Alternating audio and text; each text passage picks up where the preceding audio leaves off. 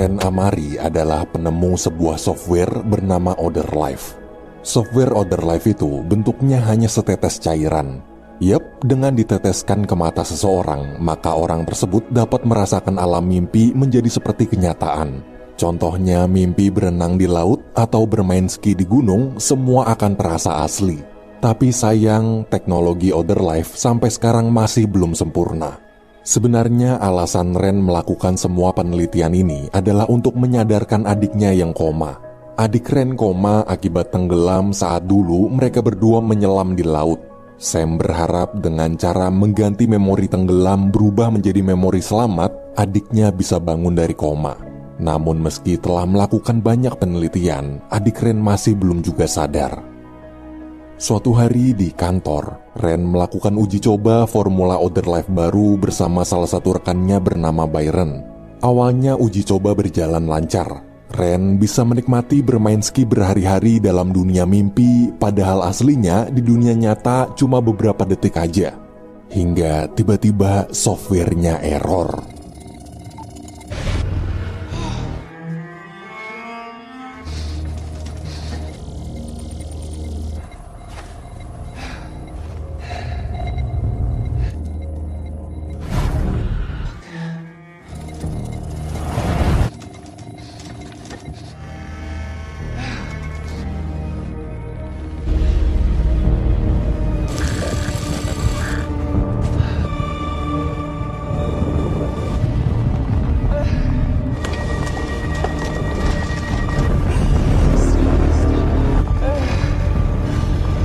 Alhamdulillahnya Ren berhasil selamat.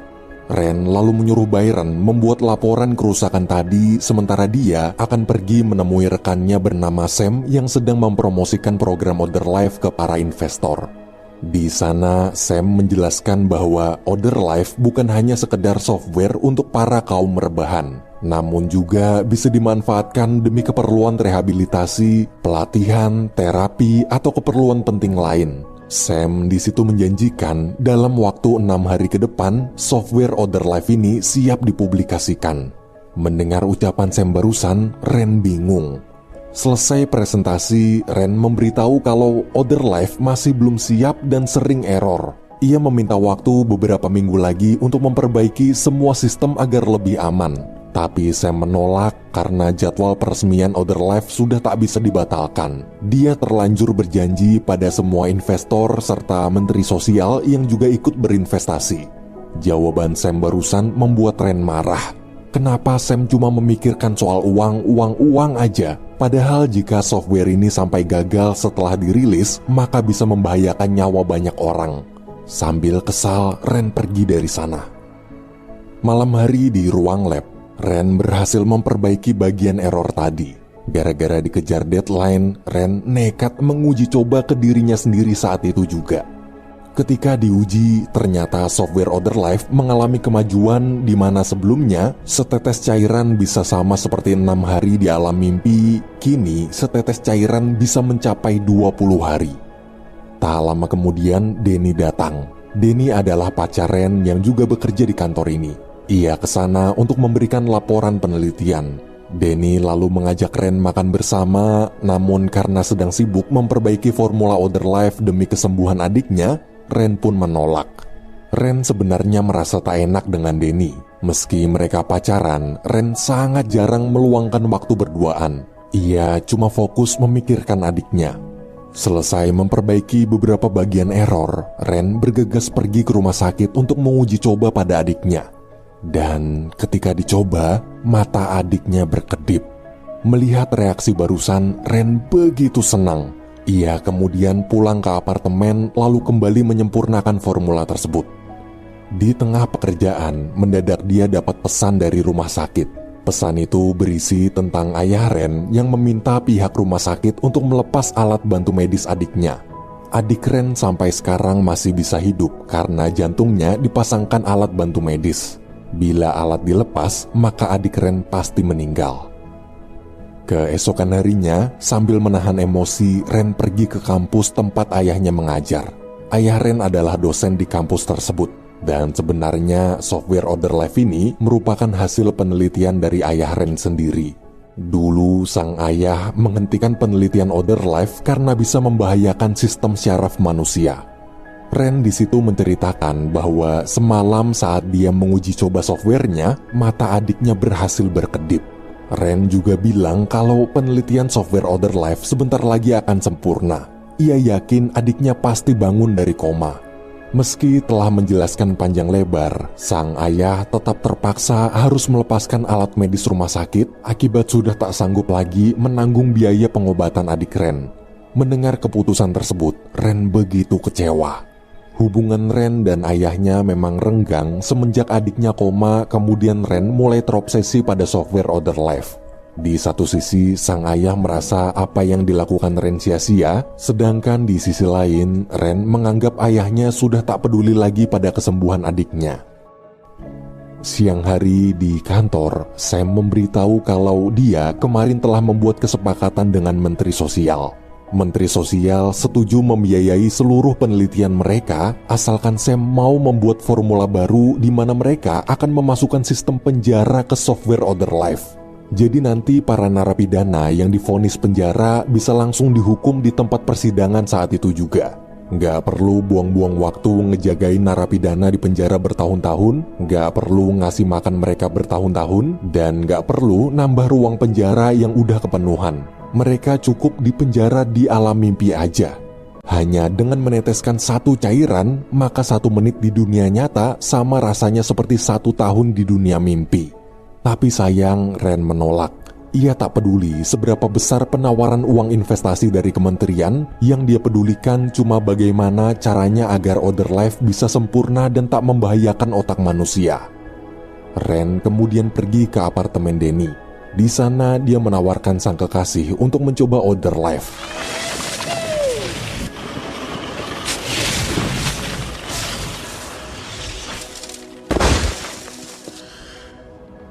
Denny benar-benar kagum dengan apa yang baru aja dia rasakan. Namun ketika Ren sedang memeriksa pesan masuk di HP-nya, Denny di situ ketagihan lalu nekat netesin satu cairan Other Life lagi. Tubuh Denny pun mendadak kejang-kejang. Danny, you will be fine. Listen to me. It's just a glitch. Danny. Cairan Other Life yang diambil Denny itu ternyata adalah formula khusus untuk adik Ren, yaitu formula memori saat adiknya tenggelam dulu. Akhirnya dalam mimpi, Denny merasa seperti tenggelam sungguhan. Sang kekasih pun meninggal dunia.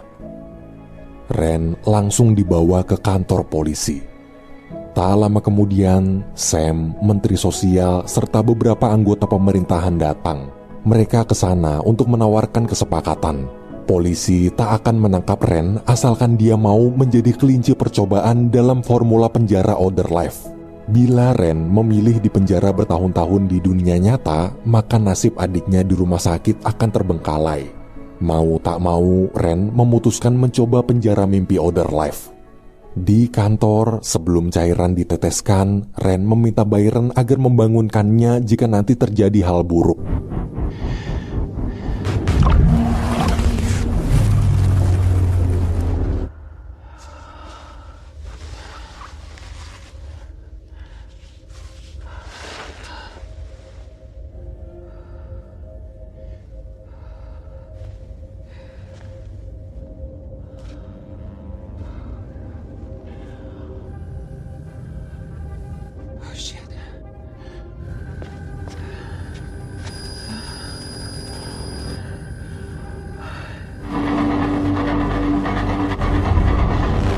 Dalam penjara mimpi tersebut, Ren sangat stres. Ia terus mencoba menyesuaikan diri. Di dalam sana juga ada tempat persediaan makanan yang terisi otomatis setiap hari jika nanti Ren lapar atau haus. Waktu demi waktu berlalu, selama menunggu masa hukuman, di pikiran Ren hanyalah bagaimana cara menyembuhkan adiknya dari koma. Hingga waktu yang ditunggu-tunggu pun tiba. Tepat 1 tahun masa hukuman Ren. Tapi tiba-tiba sistem Other Life error. Waktu hukuman Ren mengulang dari awal lagi. No. Fucking guard. Reggie!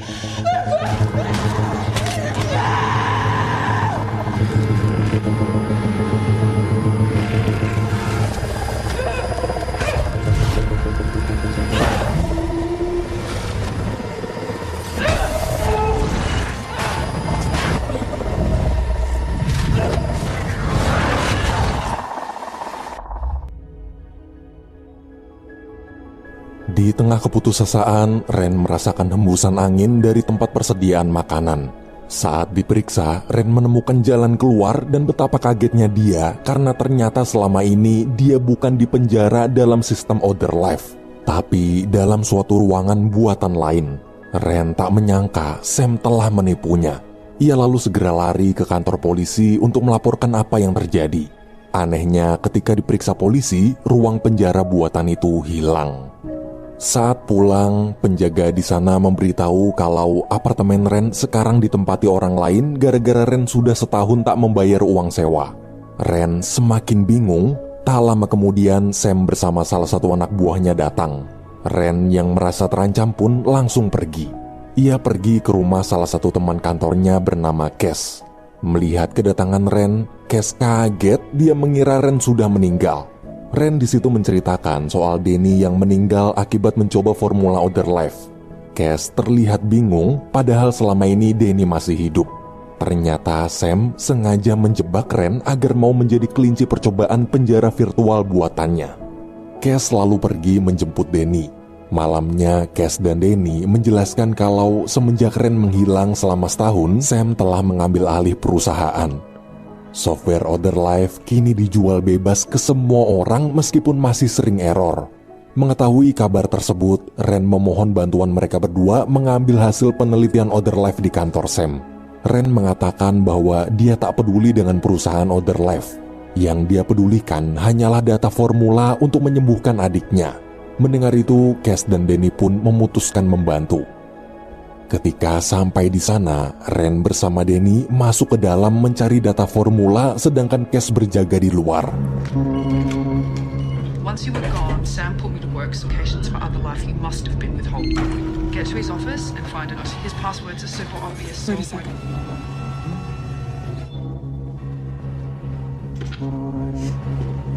Okay.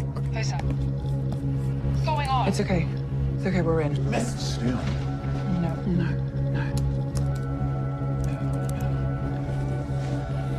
What have you done with it?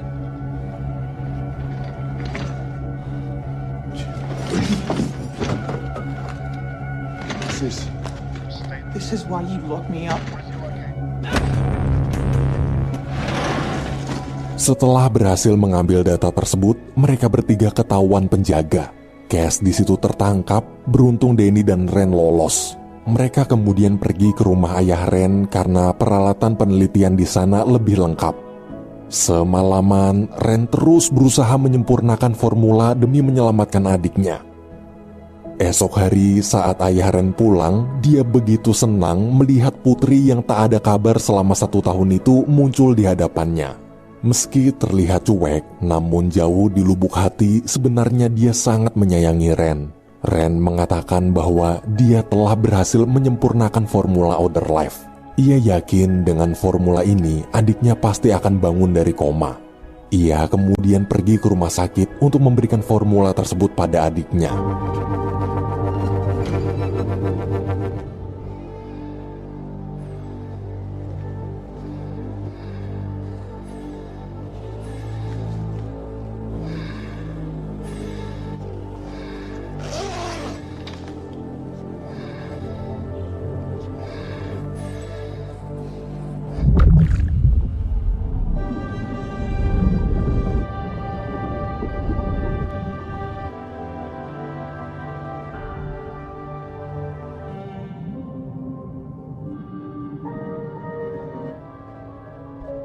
Adik Ren sadar betapa bahagia hati Ren setelah sekian lama dia melakukan penelitian, mata adiknya akhirnya terbuka.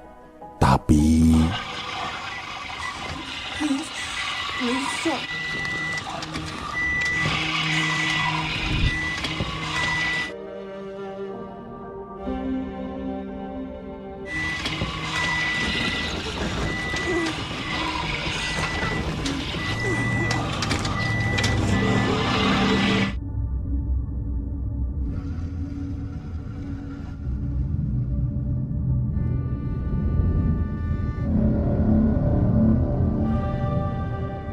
melihat adiknya tersiksa dengan sangat berat hati, Ren terpaksa mencabut alat bantu medisnya. Dan detik itu juga adik Ren meninggal dunia. Ketika sedang memandangi sang adik, Sam datang. Sam mengatakan sebagus apapun memori yang Ren coba berikan untuk membuat adiknya bangun, tetap aja memori terakhir yang adiknya ingat adalah memori waktu dia tenggelam. Bagaimanapun juga, pada akhirnya adik Ren tetap akan meninggal. Di tengah obrolan, mendadak terlihat seperti ada bayangan Sam menyuruhnya bangun. Ren di situ sadar kalau sekarang dia sedang berada di alam mimpi. Ruang penjara, Danny yang masih hidup, serta kematian adiknya tadi pasti hanyalah efek dari formula Outer Life. Ren di situ berhasil bangun. Saat terbangun, ia lalu meluapkan amarahnya.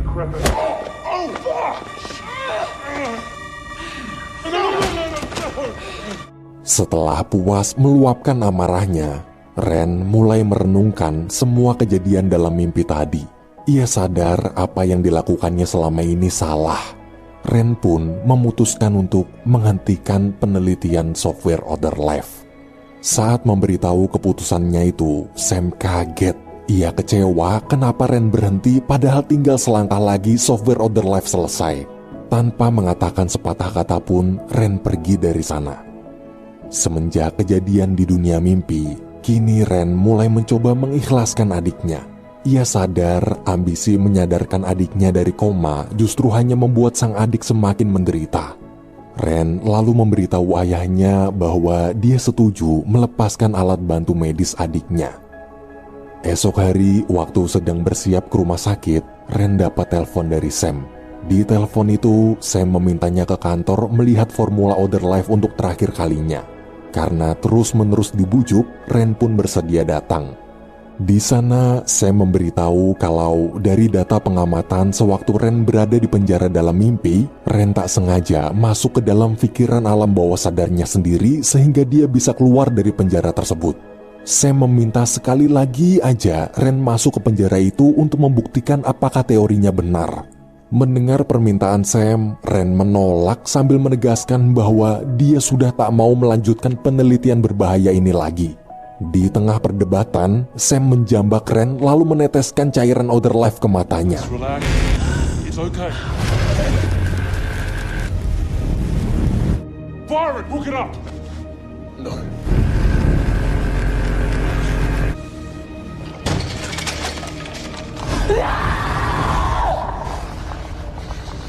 It's working?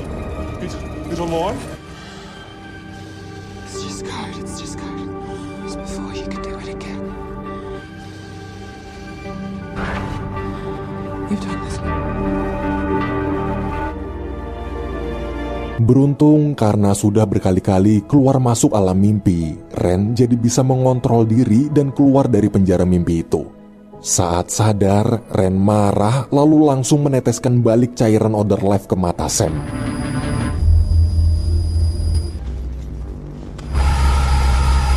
Get his feet.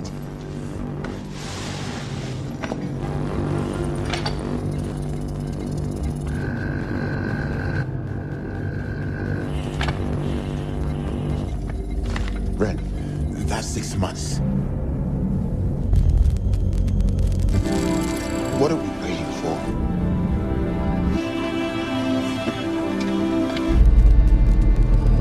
How long is it? He's going to die! Induced arrhythmia. Bring him back now! Someone call an ambulance now! Ren!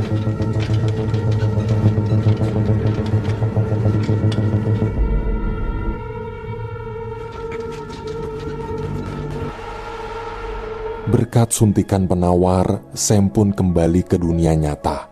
Setelah mengalami sendiri bagaimana stres dan mengerikannya penjara dalam mimpi itu, Sam akhirnya sadar betapa berbahayanya Outer Life bagi otak serta psikologis manusia.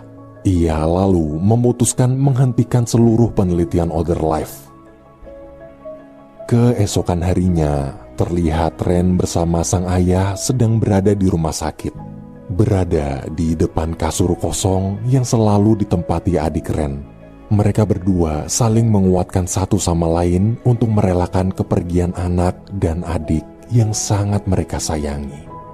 Walaupun pahit, namun dengan mulai menerima kenyataan, detik jam kehidupan Ren yang selama ini terhenti pun kini mulai berdetik kembali.